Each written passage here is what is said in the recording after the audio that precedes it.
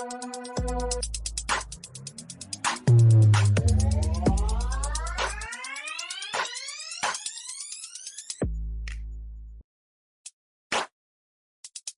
an extrovert. I know I've probably come across that way on this thing.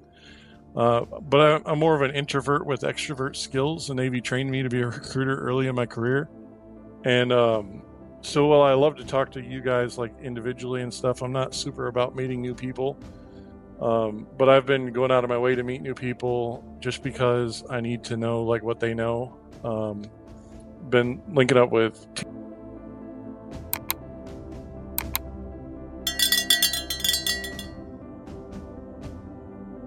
Return to Roots podcast. Welcome. Today we bring you Ryan Logan. Ryan Logan has been a chief and is still in the military at the time of this recording. However, by the time that this comes out, he might be retired. He's a great friend, a great father, and without further ado, Ryan, welcome to the show. You guys are going to want to stay tuned all the way to the end to hear Ryan's son, Ryan, share his experience about being a military child and also his excitement about his father's retirement. Stay tuned. Thanks, guys. Yeah, Ryan. Hey, thanks for coming on here and sharing your story, man. Transitioning out of the military is a totally different animal, and when you're in, it's a little bit different than when you get out. So thank you for coming in here and sharing your aspects from where you're at today. For sure. Yeah, man. So really quick, what is the best way for people to get a hold of you, Ryan? To get a hold of me, probably by cell phone, but I mean, I'm on LinkedIn and LinkedIn. I'm yeah, pretty open to networking on LinkedIn. So yeah, we wouldn't encourage you to pass out your phone number unless you want some weirdo phone calls. I was wondering what kind of tricks were going to happen. I'm about to get texts from people I don't know. Yeah. Well, guys, you'll see his LinkedIn account in the bio of this and down in the the information. So really quick, man, you're about to retire. What do you feel today about that? What is it that you feel? Anxiety is probably the overwhelming feeling that I feel. And because kind of the circumstances have kind of made it to where I'm sort of getting used to the idea of retiring a little earlier than some people. I came to a role in Tampa on shore duty where it pretty much pointed me in the direction of this is the perfect opportunity to retire, even though I didn't quite feel ready to do it at the time. It wasn't what I came to Tampa looking to do, but it's a huge opportunity, and it's got to happen at some point. So I've had to try and come to terms with that over the last 2 years that I've been here, and I'm going to tell you I'm still not over it. And I had the realization that it was time to retire pretty early into coming here. So it's a huge amount of anxiety and unknown and so many unanswered questions, infinite COAs that I'm going through in my head, and I don't have complete control because I gotta make sure that my wife is on board with every one of them before we move forward. And a lot of times she doesn't understand the purpose of making a decision, So, yeah, we were at the point where I was kind of pushing like, hey, we just retire in Florida. It's very military friendly, like lots of great benefits for the family. My arthritis doesn't hurt so bad in the heat. And she's like, she just wasn't about being so far from where we're originally from. So eventually I was just like, you know what? I think you probably want to be closer to home, even though you don't want to say it. If I was ready to commit to that right now, would you say okay? Because I just need an answer. I need to know something to build off of. And she's like, yeah, I would do that. I'm like, all right, well, that's what we're going to do then. So, and every other decision that we've sort of made, because we haven't fully made anything yet, has been based off of that. So.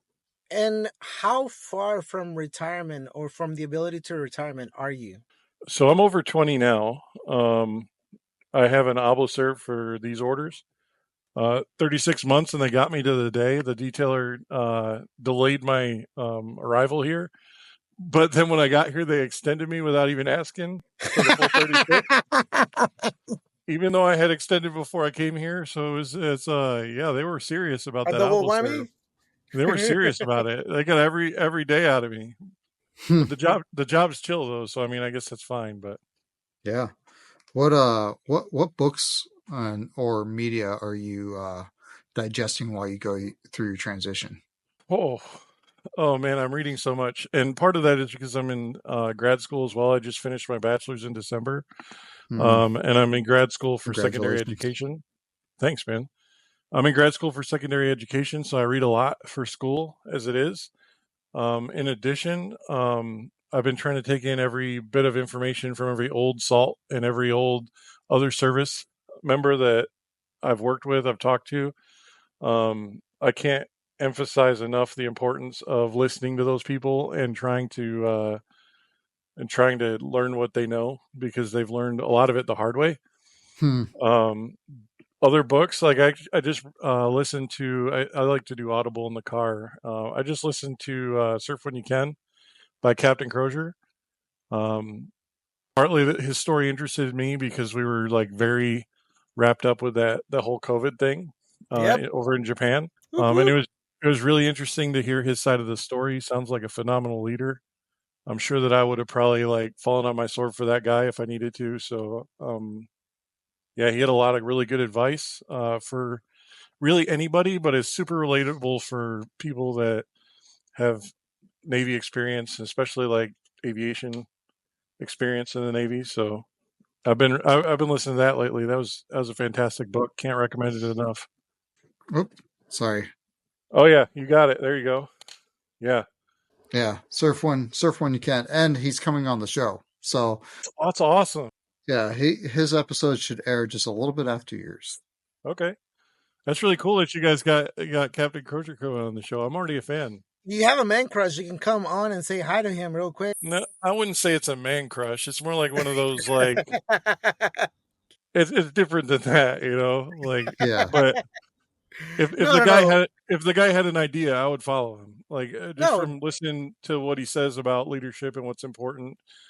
He's got all the priorities lined up, and I think he's probably a phenomenal leader. So Yeah, he's set to record with us June 7th, so it's a little Yep. bit in the future, okay, or will it be in the future when this releases? I guess we'll find out. Who knows? Dun, dun. Yeah, No, but in all seriousness, though, it's I have a man crush on him because of what you just said. I mean, he's not only what he was doing, how he went about it, and he took care of his people. yeah. He says that multiple times, and he credits the chief, I think, for telling him that. He's like, look, the way I see it, you got three jobs as a junior officer: take care of your sailors, take care of your sailors, and take care of your sailors. And he kind of sums it up at the end as that being like the overarching um, thing that he was trying to do, and everything that he did, and acknowledges some of the negative sides of maybe of what he did, but you can't ever make the perfect decision. You got to make what you know is right at the time, you know? So, one thing you said that you digest a lot of books, right? Yeah. Do you give yourself any time in between books to unwind? Um, I wish I did. Uh, Yeah, I know the college probably stops that yeah. from happening, right? Yeah. I've got some professors that are very insistent that I don't get time in between, but it's not so much them. It's more or less a matter of the time frame. Trying to be a teacher, the program that opened up for me opened up with just enough time that if I hustled like hardcore, I could get it done, and so that's what I'm doing. But I've been reading a myriad of different types of books, and amazingly, I've found that everything that we know is kind of summative. Lessons I learned from working with the chiefs when I made chief during our training season, specifically Yogi. Yogi's a great Whoop, storyteller, whoop. and yeah, I like Captain Crozier is a good example of this. I learned very well, for one, by listening to stories, and for two, by having like Socratic discussions with people. Like because I find that like you get those perspectives. So I've been doing a class right now on 21st century digital literacy, so learning about education technology and doing LinkedIn courses about that on the side as well. And then I'm also learning about multicultural education and how we handle diversity and different cultures, different languages, and socioeconomic statuses, and stuff that like I know that people like the story of Yogi. I remember your story about you know being from Mexico, like as a kid, and like some of the things you went through, but it never really sunk in on the same level until I fully understood as I went through this course. So I'm reminded as I go through these books of all these people that I've met and their stories, and gone to commissionings and retirements, and I use the information I'm getting to have those Socratic discussions and try to actually put a face with the information. And man, it's powerful, man. Like I've never been much for like the woke movement per se, but I've always loved people, and like this course,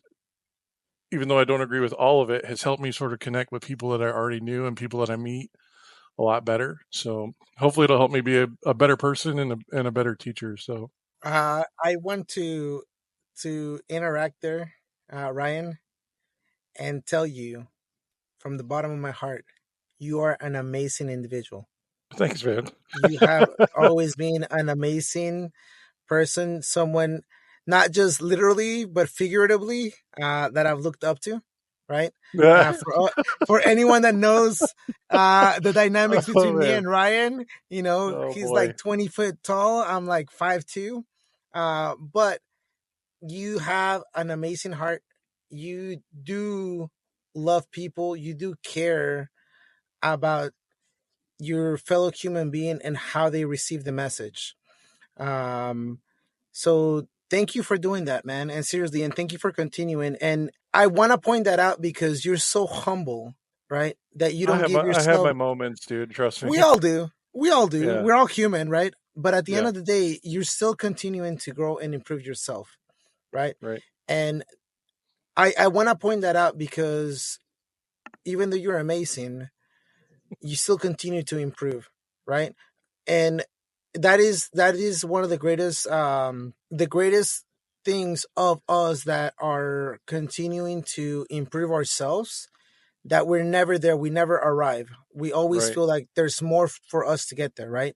Whereas the people that want to stay in the same spot because it's comfortable, they've already arrived, right? And Right. the rest of the people are, either too woke or too this or too that. But I wanted to highlight that part, especially for our audience, uh, because you are, and I'll say that again, you are amazing. Well, I appreciate that, Yogi. You're amazing too. There's about half the volume of amazing. Let's not. Okay, I'm gonna have to deflate both of your heads after this. All right, Oh and man. you're like, when I have to deflate yours, You know Ryan, I'm what, gonna have to jump Chris? up there with a Chris, you're ladder. amazing too. I don't know if that's been I said, think he was but feeling left out. I think that's what he that was was. about. He's hating. I don't give me the pity amazing, okay? I don't want It's that not pity Nope, too pity, amazing. bro. late. Look. Hey, You're wearing a ball cap with a Navy Chief emblem on it. You're amazing to me. uh, That's all I it Whoa. like takes, it. bro. I like it. Hey, brother, are you planning on doing? What are you planning on doing? Like once you get out, like with the higher ed, with the. I assume you're studying to become a teacher. Is that what your plan is? Yeah, I'm planning on being a secondary education teacher. It's something I've always kind of been interested in, but it never really seemed feasible until this program sort of opened up with troops to teachers and stuff. Um, and honestly, like if I was trying to start a family and become a teacher right now, I probably wouldn't be able to afford it. Um, they don't get paid very much. But with doing the math of how I'm going to be doing when I retire and stuff, it makes it a lot more realistic to be able to do that sort of a career. And the bottom line for me wasn't about the money because I could probably get a pretty great job in a corporate setting, especially with the job I'm doing now. But um, I don't feel like I'm connected to the mission. I don't feel like I'm connected to the people that matter, like I was as a chief or even as a first class, one of those senior guys that people look to for guidance and information and mentorship. Um, I'm already feeling like the pull of needing that in my life, and I think that being a teacher will be able to allow me to have that and be a little bit more happy. Yeah. You ever thought about JORTC? Yeah, I thought about it. Right now, I'm gonna be perfectly honest. I'm too fat, so they wouldn't take me right now because I'm too You're fat. well rounded. Yeah, Well I am rounded. certainly well rounded. Too too well rounded. And I've heard some pretty amazing deals with the JRTC. We need to get someone that's been through, that's in that, Yogi. We need to get somebody Yeah, on we there do. because that program is. I met a O3E that retired, and he's like, "Yeah, bro, I literally get paid for my pay, and I collect my disability, and I collect my retirement." So the dude's like making a grip. Yeah, it's a pretty good deal. Yeah. Yeah, it's pretty crazy, man. So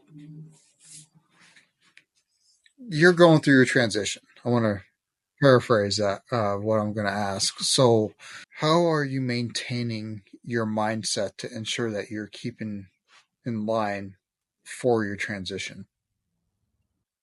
Um, I guess you can never be too sure that you are, honestly. But I've got a couple of friends that I talk to on the regular.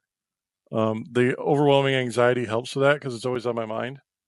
Um, so I'm always scheming. I'm always coming up with another co-op for something, whether or not it's actually needed.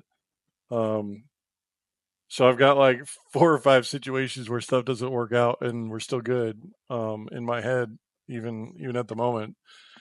Um, Honestly, I don't have an objective way that I've been doing it.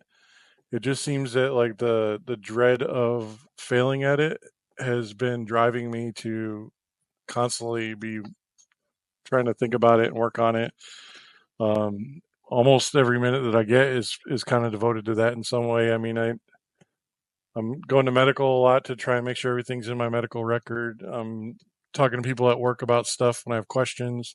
Looking at sites like the site that you guys have. I'm looking at LinkedIn groups that have stuff for transitioning. Like I've kind of automated it in a way where like it comes to me a little bit. You know what I mean? Like the motivation comes to me because I'm afraid of what's going to happen if I procrastinate. The military really kind of worked that one into me pretty well. Not being able to just relax and enjoy the ride. But I am not taking Captain Crozier's advice to surf when I can. Unfortunately, right now, I really probably could use to find a better way to kind of unwind and let my mind sort of balance with the rest of everything else that's going on.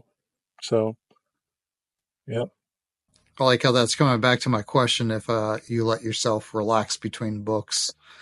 you know, yeah, I don't. Yeah. I I think it's bro, like what you're saying, um honestly, like the first while you're still in, that's the time to hustle. And when you get out, you're gonna have to just figure out your flow. Um because you're not gonna be able to go the same speed that you were in the military. We don't have the support network for that. What's if you were to explain your purpose today, what how would you explain it? My purpose? Are you talking about like my life purpose? Yeah, man. What have you figured out your purpose yet? What it is? Well, I got a good idea what I think it is. Amen, man. There you go. Yeah, I but mean, I like to eat and sleep. That's my purpose. No. yeah, I'm I'm also a spiritual person, religious person, so I don't think that necessarily my purpose is my purpose. I do believe in a higher power, and I believe that part of my purpose is His purpose. And I don't think I fully will understand it, but I do the best that I can. And when things seem to be lining up the right way, I take that as a sign as, hey, this is probably my purpose. And obviously, my reaction to that has something to do with it.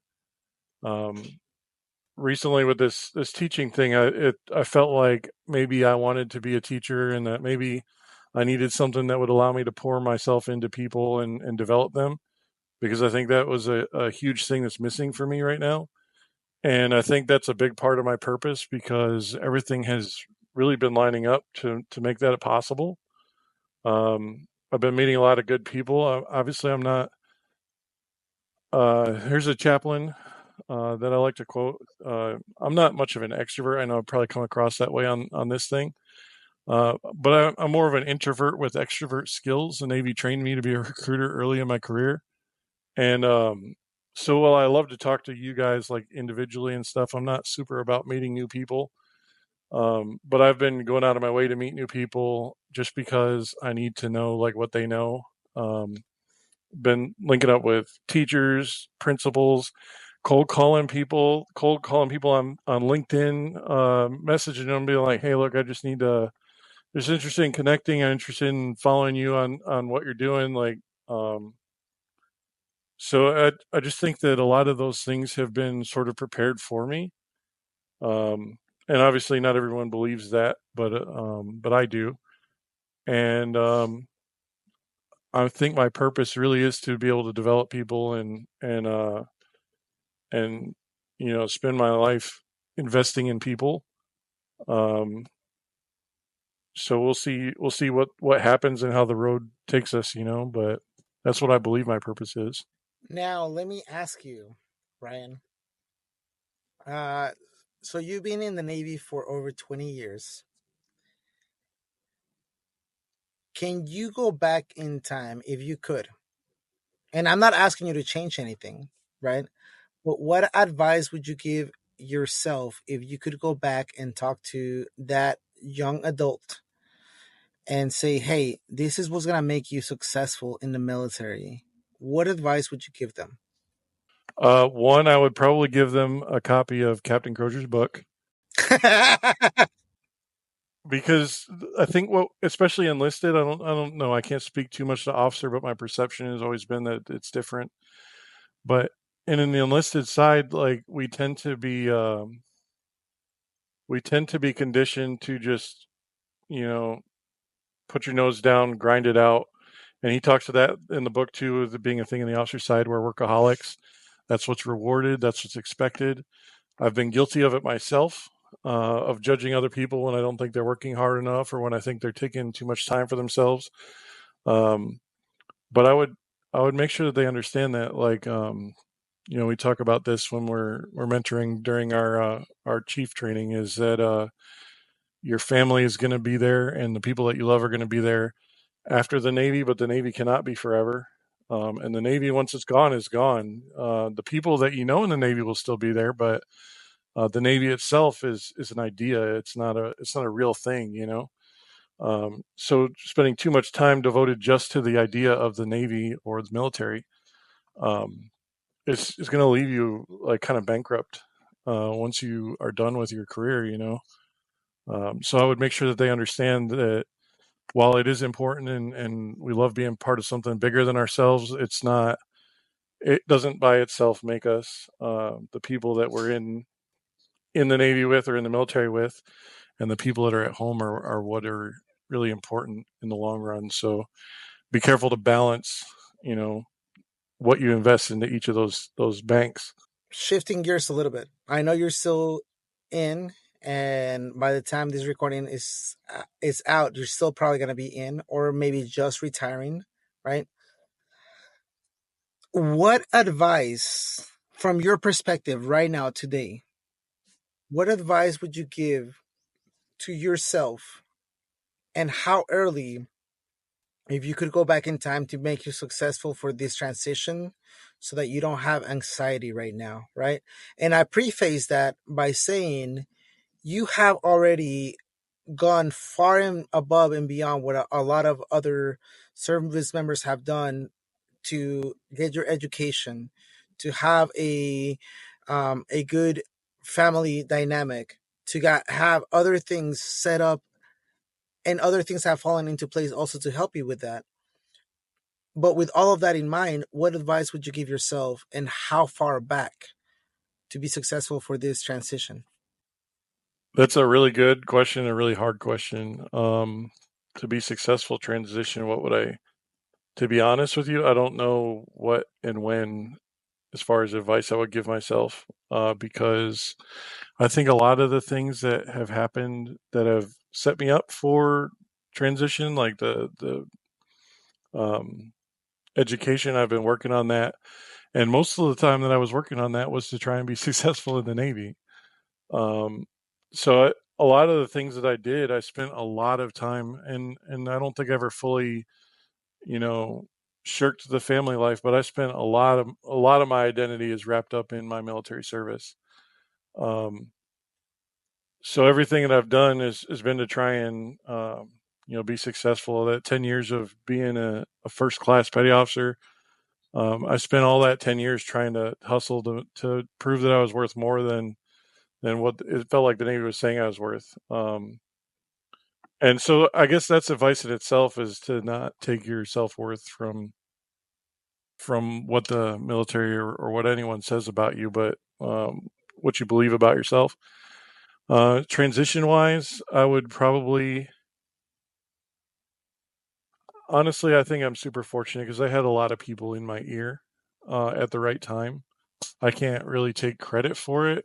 I think everything is going well. I think that just because of the nature of the things I've done in the Navy and how we've been conditioned to constantly be on the hustle, I think that having anxiety about this is inevitable. There could be a whole bunch of empty space right now, and I'd still be worrying about everything that's going on and going over it and over and over in my head. Part of the reason why I stay busy is because it gives me less time to think about stuff. Um, so I mean, there's a lot of that, and um, the one thing I would say to anybody, including myself, is that the stigma of going to medical, and honestly, even our leaders in the Navy, I wish that if any of them watch this, I hope that they would start to realize that people need to take care of themselves sooner. And I think that a lot of these issues that we have is because we go for so long without going to medical, and either because we're afraid we're going to get med boarded, or we didn't like the experience of medical, or we're afraid of what people around us are going to say or what our supervisor is going to say. Um, I felt like a real sick bay commando the last 2 years. And then my doctor informed me that I'm actually hardly ever there. I'm like, wow, this is way more than I've ever gone to medical. Um, and just ignoring those things long term is not good for you. Um, but I definitely did it, and I know a lot of people do it, just to make sure that we can make it to retirement, the way we want to, and on our terms. But it's not really on our terms. And for our audience, I want to clarify: sick bay commando means derogatorily that you're spending too much time at medical. Almost, we have this impression ourselves that uh, if we go to medical too much, we're letting our the rest of our team down, and also we're almost to a certain point malingering, even though they're real necessary things that we need to do. But we always push it to the next level because we don't want to give the impression to anyone, whether our seniors or our juniors or even just ourselves. We are our hardest critics. That we keep ourselves from going to that, right? And then also mental health, right? There's a huge stigma, even though it's been improved, even though it has gotten better, but there's still a massive stigma about mental health. And if you go to seek help, that you maybe not fit for your job, right? Whether it's realistic or it's not, it's still a huge perspective that we still face. Yeah, yeah, for sure. Yeah, I feel a little guilty because I've definitely been guilty of it, as I think almost everybody has, of being right in line with the people that are like kind of looking sideways at someone that's going to medical more than everyone else, which is not at all, because no one ever goes to medical, but some people do. So those people, um, are probably going to be set up better medically when they do transition. So Right. both in health and what's in their record. So When did you start college? oh, I've slow like I said, I've been working on it the whole time I've been in the Navy, pretty much. I didn't really get a chance to work on it in Japan just because of the nature of everything we were doing over there. Yeah. Yep. I tried to start a course once and I was like, no, this isn't going to work here. So I picked up, um, I picked back up with a bachelor's degree. Yeah, right after I got here in Tampa, and I was only in school here for about a year, and then I finished, and now I'm trying to push into a master's degree, which wasn't even a consideration before, but it was the only way that I could manage to get the teaching certificate from the active duty and still be able to teach. So Yeah, I think it's really important to invest in yourself, either with education or like utilizing your VA and building a yeah, business, or flipping homes. Like for sure. you gotta do something to invest in yourself before you get out. And college is a good way. And you know, I, a lot of people who do that end up being more successful once they get out. So it's just statistically proven, you know. But yeah, man, bro, it's so good to. I remember you on the flight deck. Yeah, you probably don't remember everything great because I had both reputations. I had a really good reputation and I had a really bad reputation. It depends on who you were, I guess. Yeah, But uh, there's growing that needed to happen there, and yeah, I was feeling sorry for myself a little bit for a while, but yeah, it was a great time, and honestly, those times up on the flight deck are great to really put in the work with those people, and that's how you build bonds, you know. So Ryan, this is an amazing time coming on the show. I would love to go ahead and set up a schedule, let's say about a week to 15 days out after you actually officially retire, or right before, one of those two, and or um, so that we can share your perspective then, and see what's come across, what's good, what's bad, what's ugly, right? And this also sets the path for everyone else that's coming behind us to showcase the reality of what transition really is. And we all think about it. We all do what you just said. We all stay super busy to keep ourselves from having to think about that, right? Until it faces, it faces us. Either it smacks us in the face or it's just there to greet us and say, "Thank you, buddy. Come along," right? I don't know if you're going to get many of those on your show. No, but you're right. We really don't. We have had a few, very few, but it's very difficult to be through that. It's those that faced a very turbulent military experience at the beginning or the middle of their career that allowed them to see that, hey, the military is going to end no matter what, Yeah, whether it's tomorrow or the day after. And they just write out the rest of their career thinking, hey, when this is end, when this ends, I'm going to have to take the next step. And it's not here for me. When they actually see it with their own, you know, with their own eyes, that those are the ones that tend to be a little bit more ready with less anxiety, right? Than the rest of us, right? And that's the 1 to 2% I would say. If I had to throw a number, there's no statistical data, so nobody out there, bash me. That's just my perception. But again, brother, thank you so much. And for our audience out there, today is at this time is the Military Veteran Child Appreciation Month.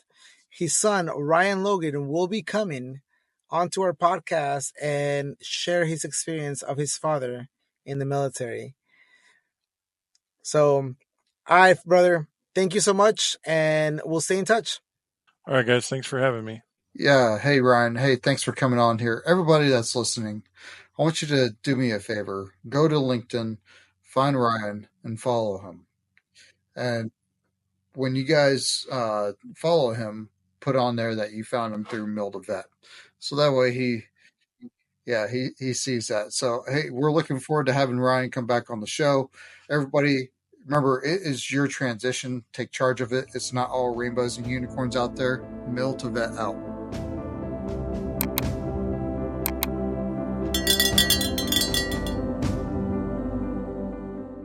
What is your name? Uh, Ryan Logan, same as my dad's. Oh, really? That was easy. How do you spell Ryan? That's fair. R-Y-A-N. He's messing with you. He's messing with you. It's right below you, man. Hey, young man. Hey, really quick before Yogi digs into you, man. Hey, thank you for hanging out with us for a couple minutes and helping us find as much dirt on your father as possible. So let's try to embarrass Oh him. yeah, I love doing that. No. Hey, do me a favor. Can you see this? Ryan, welcome to the show. Today we're bringing you on so that you can talk about your dad, Ryan Logan. Also, a little background story. Me and your dad. I've known your dad for a while now. I absolutely love your dad. I've actually put your dad in a couple of pickles inadvertently, but it's all been with great intentions. And I actually owe your dad a lot of gratitude for the person that he is. He's an amazing individual. I have nothing but the utmost respect for him. So, without further ado, I want to ask you, man. So you've been with him through his entire military career, right? I believe he started like a couple years before I was born, but yeah, most of it. Right. And with that, so you've traveled with him, you've been in different deployments, different things. How has the experience of being a military child been for you? I get that question a lot, surprisingly. I can see how it'd be different from like I guess the average child. I move a lot. I've been to new places. We lived in Japan for 4 years before we moved to Florida. It was a fun experience. He would leave occasionally. But when he didn't leave, we'd have fun traveling around just Japan. So that was fun. Other than like the deployments and stuff, he he now works from home, so we get to see him a whole lot more. But before he would work like night shifts and stuff, so you would rarely, well, for me anyways, I'd rarely see him. I guess that's about it for me. So let me ask you this: the deployments, what role or how did they affect you while he was gone on deployments? Um, well, sometimes he would come back early and surprise us, which was fun. It was really sad when he would leave. We'd always like stay at the airport like last minute until he'd get on the plane and head to the ship. Once he'd come back though, it was like I couldn't say like I could not say like it was like he'd never left, but um it's a really sad experience just having him gone for about 7 months. Did you understand what he was doing? Yeah.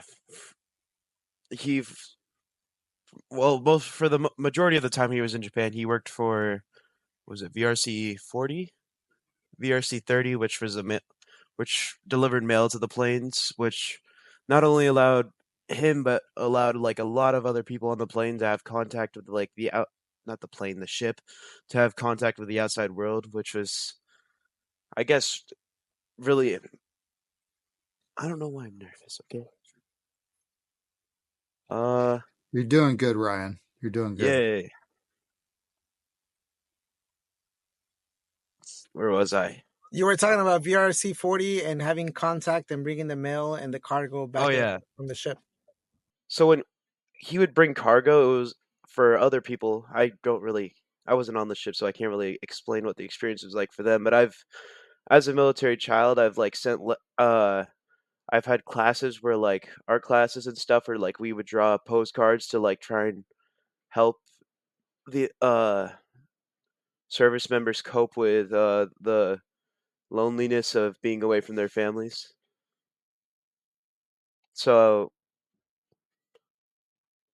so when he would I could understand that like him being on the ship and like helping to give that extra push for the service members that they might need, that it would be a great benefit for them. Yeah. Um, what was the most exciting trip that you and your father took? If I couldn't say Japan, then I'd have to say it's not. This wasn't really a trip, but like once when I was very little, I don't remember how I don't even know how it's possible that I remember this. I was very little, and this is when we lived in Norfolk. He took me on the carrier once, and it was a really fun experience just to see like where he was sleeping during deployments, like what he would do. It was a really fun experience.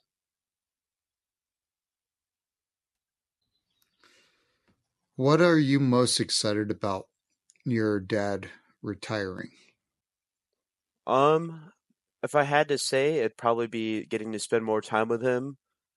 Uh, yeah, it's just getting to spend more time with him. Like, I feel like a lot of stuff about him I don't know because he's been away so much. Are you sure you really want to spend that much time with your dad, though? Yeah, yeah, No, that's good. I can understand where Um, you're coming from. no, no, no. So No, I'm gonna tell you we're just honestly. we're playing around on Yeah, that one. Fine. I love your dad. I absolutely love your dad. I was there whenever I was there with him in Japan when he made Chief. And like I told you, man, I have nothing but the utmost respect for your dad. During before he made Chief, while during the season while he was picking up Chief, and after, and as you can see, we still maintain very close friendships. Um, so I can see where your dad is such a wonderful dad that you really want to spend time with him. And I do ask that you do spend time with him because he's an amazing individual. Um, this is coming from another chief, right? That has been around the world. I'm at 22 years. You know, I've met a lot of people through my career, but your dad stands out above anybody else.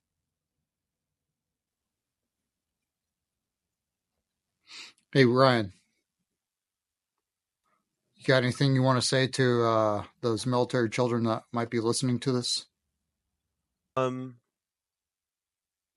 don't get uh don't get sad just because like family member is gonna leave. If you want to make them happy, just try your hardest when they're gone. Beautiful. All right, Ryan. Hey, thank you, little man. I'm gonna hand it back over to my dad.